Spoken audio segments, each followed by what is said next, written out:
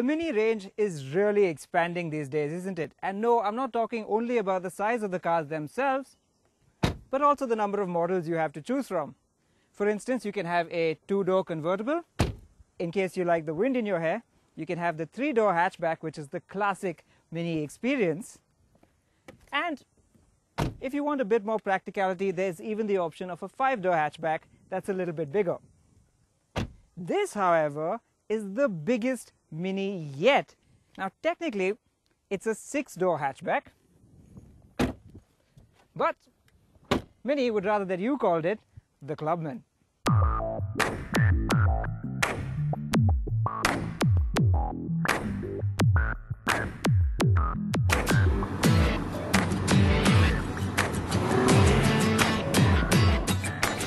So just what is a Clubman? Well, it's actually meant to be Mini's version of a practical station wagon, but with its long wheelbase and wheels pushed out to the corners, you'll agree it's more of a stretched hatchback than anything else.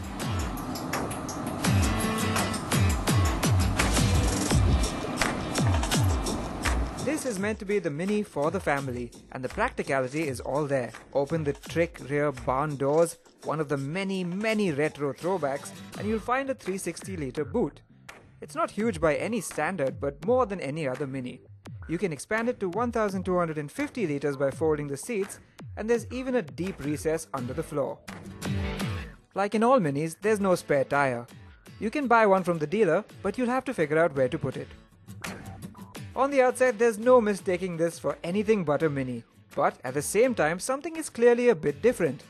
For one, it's visibly wider, with a more bulbous face and an even larger grille. At 4.2 meters, it's much longer, and the massive 2.7 meter wheelbase really shows that. But with these optional 18-inch wheels, it's still got that classic slammed Mini stance. Round the back is where things are really different. Apart from the cool twin rear doors, the tail is a lot more upright, and the horizontal tail lamps aren't quite as cute as the traditional red lozenges you get on most Minis. It's a look that's divided opinion, but you will agree, it's still very retro chic.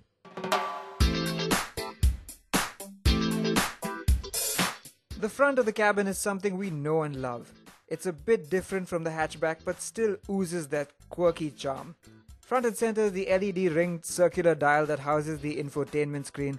There are loads of cool toggle switches to operate just about everything, and quality is up to BMW's lofty standards. The seats are manually adjustable, but they're just so snug and comfortable, perfect for long distances or when you're hammering up a mountain road. Now this car is fully loaded with a minified version of BMW's iDrive that now features a touchscreen. There's ambient lighting, paddle shifters, a panoramic sunroof, and an excellent Harman Kardon sound system. But much of this is optional, and that can drive up the price quite a bit. All this is mostly for the driver though, so what's it like if you're a passenger? Now, ordinarily, I wouldn't bother telling you much about the back seat of a Mini because really, the front seat is where all the magic happens. However, since this is the most practical Mini yet, it's worth taking a look, right? Well, it's still a very Mini experience, what with the round retro motifs all over the place. There's even this nice Union Jack finish on the back of the headrest. But what is very un-Mini-like is the space and comfort on offer. The back seat is really quite comfortable, enough support and a good backrest. Headroom is more than sufficient, and legroom, well, it's more than you get in any luxury hatchback. In fact, it's on the same level as some compact luxury sedans. It's even got a nice AC vent here for the rear, and it's even got a panoramic sunroof option. So, this is definitely a Mini you wouldn't mind taking your family and friends out for a drive-in. And speaking of driving, time to take the Clubman onto our favorite mountain road and see what's what. The Mini Clubman is only available as a Cooper S, and that means it gets the 2-litre turbocharged petrol engine, the same one you get in the hatchback and the convertible. Now, while the engine is the same as before, the difference is the gearbox. It no longer uses the old 6-speed automatic, it uses the 8-speed automatic that we first saw in the BMW X1. And while the 6-speed gearbox was really good, this one is even better. It has more ratios to play with and it slurs through them so seamlessly you just can't tell it's there. It works really well when you're going flat out, anticipating your every move before you make it, but where it really excels is in the city, where it just goes about its business so silently and unobtrusively. And when you pick up the pace and drive really fast, it's always second guessing your next move before you've even made it. It's really, really clever and intuitive. Now back to the engine. It makes the same 192 horsepower and 280 Newton meters as before, and it does it so smoothly and seamlessly. There's very little in the way of turbo lag, and it just goes about its business in one constant surge of power. In fact, it even gets a second wind at about 2,300 RPM and goes even faster. The rate of acceleration just picks up after that. Now you can spec this car with driving modes, and there are 3 to choose from: Green, Mid and Sport. Now Green is obviously the economical one, and it even has a feature that lets you decouple the engine under coasting for even better economy. However, unless you really want to eke out every last litre of petrol from this car, we don't really recommend Green mode because frankly responses are just a bit too sluggish even for city use. In the city, the one you want to use is Mid, and that's sort of the perfect in-between mode for all sorts of driving conditions. Responses are good enough and it is also very smooth, so that's the one you'll want to stay in. Of course, if you really want to have a good time, you got to stick it into Sport, which, as many says, gives you the full go-kart experience. It also helps to tap the gear lever to the side to engage Sport mode there.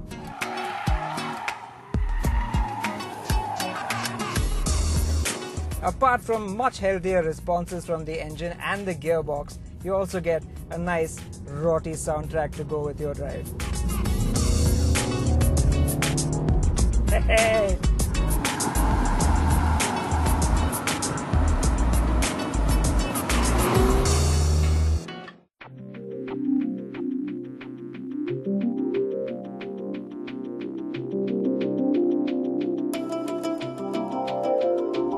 Now another area where the drive modes really matter is in the dynamics, because this car is fitted with dynamic dampers, and boy do they make a difference.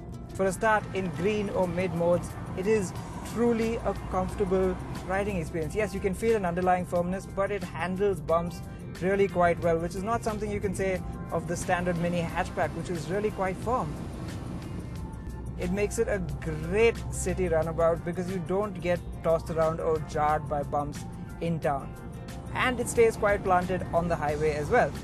Of course, putting it into Sport mode firms things up quite a bit, and then you feel like you're in a proper Mini because you are jiggled about just a little bit, but that only adds to the fun of the driving experience.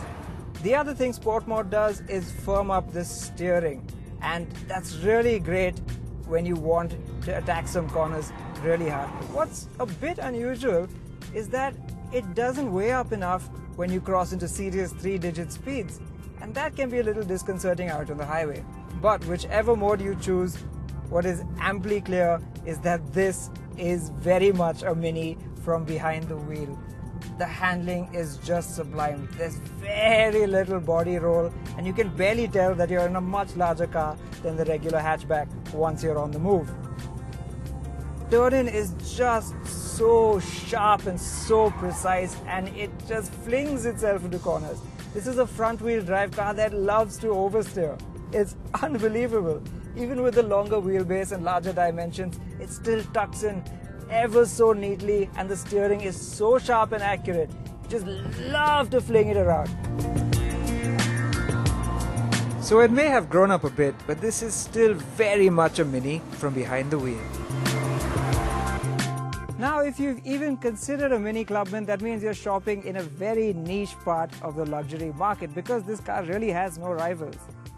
At 38 lakh rupees, it's priced well out of the realm of conventional luxury hatchbacks, And once you start piling on the options, you'll find it's well into compact luxury SUV territory. Now that might be a deal breaker for some, and on top of that, there will be those that say its size means it's just no longer a Mini anymore. To them I say, please go have a test drive, because you'll find that from behind the wheel, it is every bit a Mini. It also retains all the lovely retro quirk and charm of the hatchback, and on top of that, it's so much more spacious, practical and comfortable that you could use it as an everyday car. So, expensive it may be, it is still a superb Mini, and it could very well be all the car you could ever need.